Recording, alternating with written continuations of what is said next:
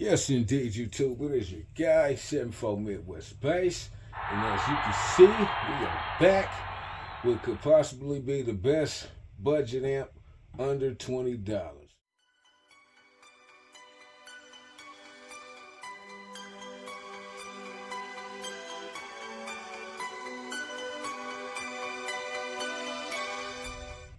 Yes, indeed. So as you can see, we are back with our onboard amp. You know, as we like to call it, kind that mounts directly onto the box so you don't have all that other stuff to worry about. So what we got going on for today, I'm sure you'll see it in the title. We're just going to be checking this to see where it's clipping first of all with our O-scope. Then we're going to be checking to see exactly how much power that we're getting out of this little mini amp with our clamp meter and multimeter. Yes, indeed. So without further ado, let's get straight to it. First of all, as you can see, we've got the O-scope. We'll get it connected to the speaker terminals, which as you can see are coming out the back of this little amp here. Obvious as it might be, red to red, black to black, positive to positive, negative to negative. All right. Then, as you see, we've got our jumper going from the positive to the remote. Obviously, because it's not installed. Yes, indeed. And also, we've got our RCA outs going to the 3mm jack going into the phone. So we'll set our clipping with the phone. Obviously, when it goes in the vehicle, you have to go through this process again. But for now, just to see what we're getting and to show you the process, we're going to just use the phone and our simple tone generator. Like I said, anybody that does any car audio setup, go download the Simple Tone Generator. It's a free app. It's absolutely necessary to check your system to see where you're peaking, you know, getting the direct exact frequencies to figure out, you know, where you want to compete at and where you need everything to be set at.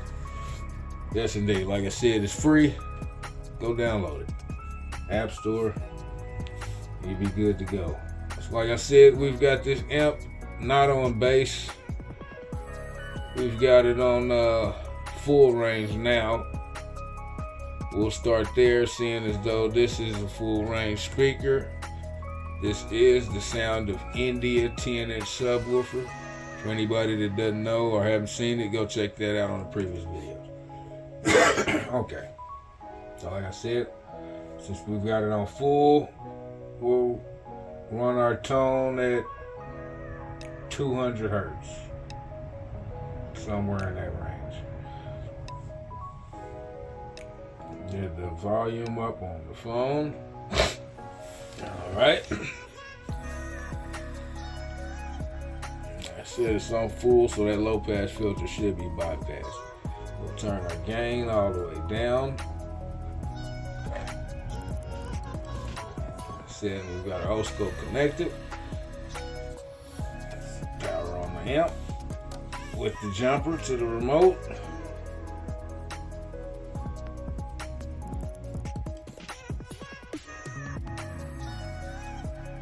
Okay, as you can see, we've got power. Now we're power on our O-scope.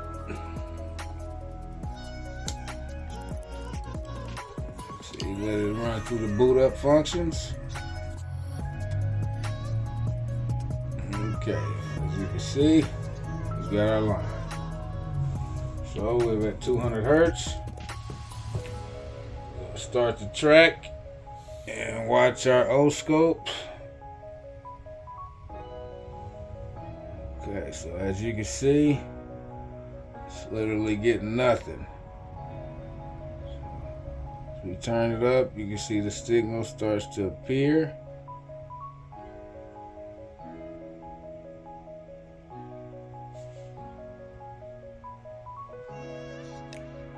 Make sure we've got our phone all the way up. All right, get back to the game. See if we can get that a little bigger.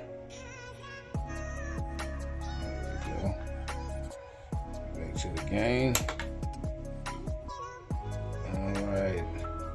So we lost power, knocked our clip off. So we're gonna stop the track and start. Get the clip back on there, secure it, and get back to it. Let's see.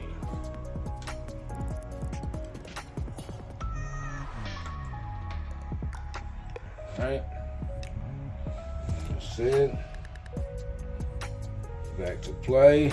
As you can see, see if I can get it closer. See, our signal is still clean.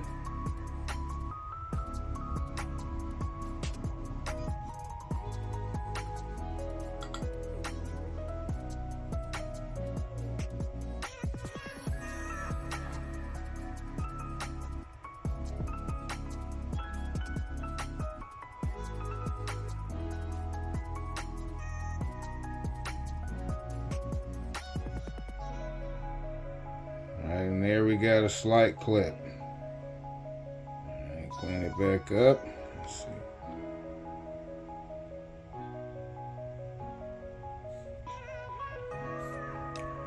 So right there is clean. Clean, clean, clean, clean.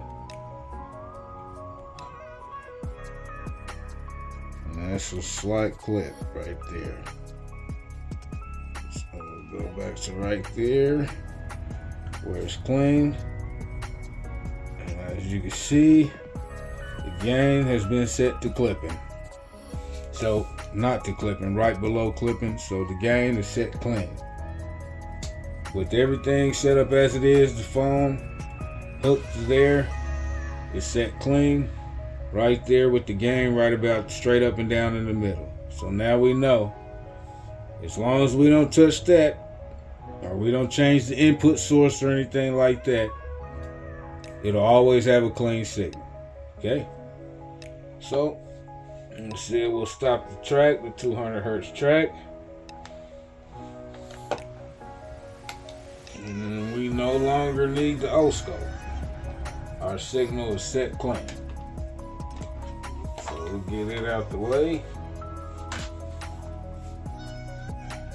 Now, what we're going to be doing is checking for power output. So for anybody that doesn't know, to do that, you need AC voltage on 200.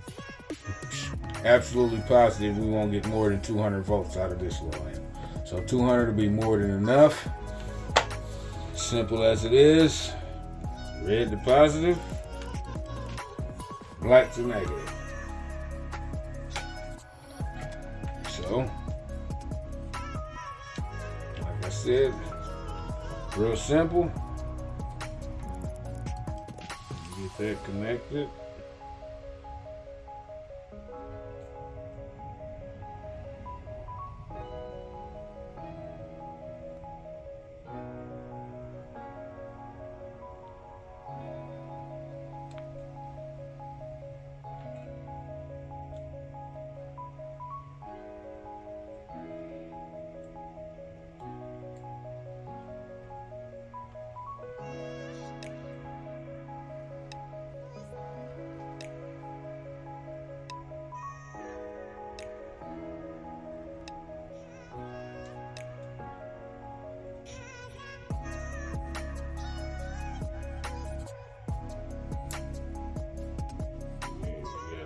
Negative.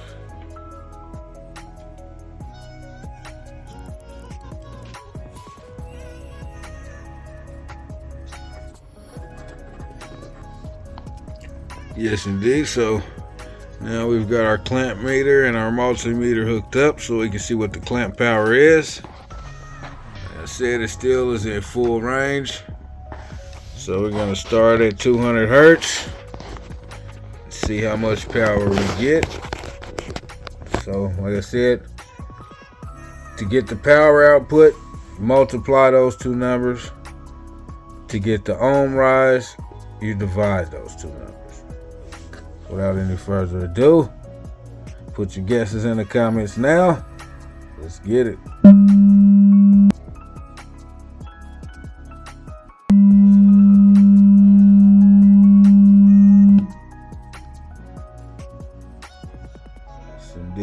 saw 2.2 and 17 was. So now let's go down to 100 hertz and see if we get any difference.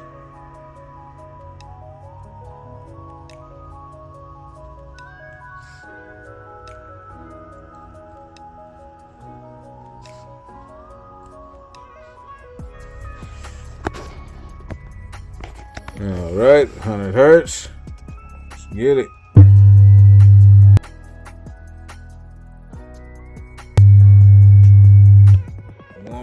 .5 and 17.5. So as you see, the lower we went, we lost power. So let's take it up.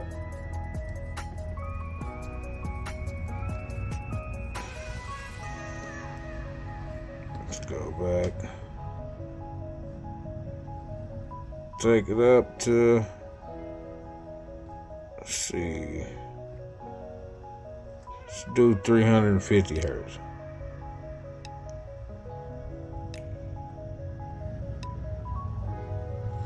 All right.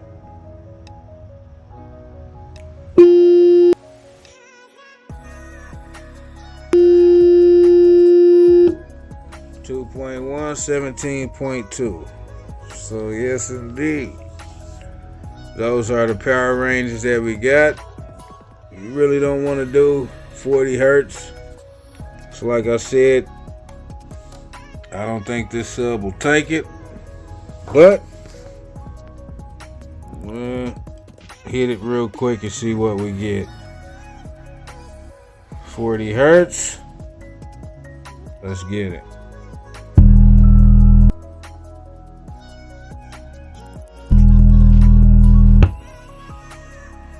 Yes, indeed. Like I said, this video's dragged out long enough.